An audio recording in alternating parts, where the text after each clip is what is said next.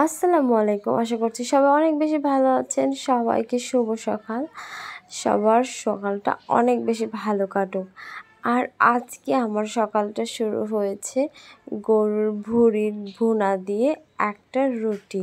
সচরাচর আমি কখনোই সকালবেলা রুটি খাই না, কিন্তু আজকে হচ্ছে গরুর ভুঁড়ি ভুনা ছিল, আমার খালামণি আমার জন্য নিয়ে আসছিল, তাই সেটাই হচ্ছে আম্মু গরম করে সকালবেলা আমাকে দিয়েছে। বলল যে এটা দিয়ে রুটি খাও, অনেক বেশি ভালো লাগবে। আর সত্যি সকালবেলা হচ্ছে একটা রুটির সাথে একটু ভুঁড়ি ভুনা, জানি না কার কেমন লাগে, কিন্তু আমার তো অসাধারণ ভালো লাগে, এত বেশি মজা লাগে।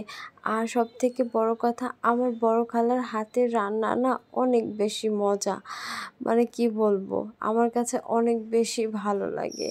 আর খালামণি তো রান্না করেই নিয়ে আসে, তো আমি হচ্ছে এখন একটু একটু করে খাচ্ছি।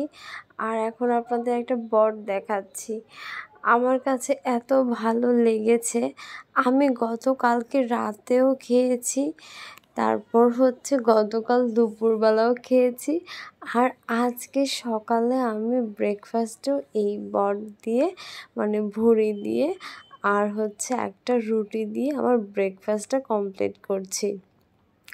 আম্মু আমাকে জিজ্ঞেস করছিল তুমি কি চা খাবা, আমি বলেছি না, বট যেহেতু আছে, গরুর ভুঁড়ি যেহেতু আছে, তাহলে আজকে আর আমি চা খাবো না। চা খাবো, সেটা হচ্ছে এটা খাওয়ার পর খাবো, এটা খাওয়ার আগে আমি খাবো না। তো আজকে হচ্ছে আমার ডায়েটের হচ্ছে 12টা বেজে গিয়েছে, যার কারণে আমার আজকে এগুলো খেতে হচ্ছে। কি করব, এত মজার খাবার যদি সামনে থাকে তাহলে আর ডায়েট করা একদমই পসিবল হয় না। যাই হোক, আজকে খেয়েছি, গতকালকেও খেয়েছি, তারপর এক সপ্তাহ একটু মুখটা বন্ধ রাখলেই আবার সব কিছু ফুলফিল হয়ে যাবে।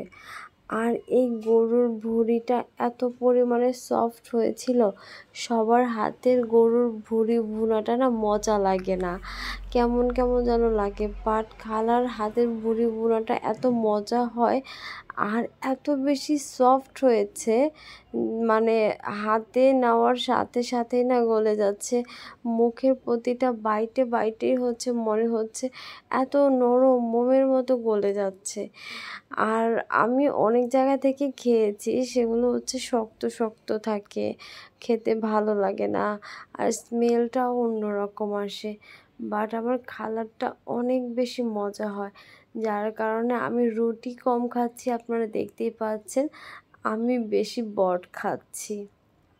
তো সর্বশেষ একটা কথাই বলবো, যদি ভিডিওটি ভালো লেগে থাকে তাহলে অবশ্যই লাইক কমেন্ট শেয়ার করে পাশে থাকবেন, এবং আজকে সকালে কে কী নাস্তা খেয়েছেন অবশ্যই কমেন্ট করে জানাবেন। টাটা।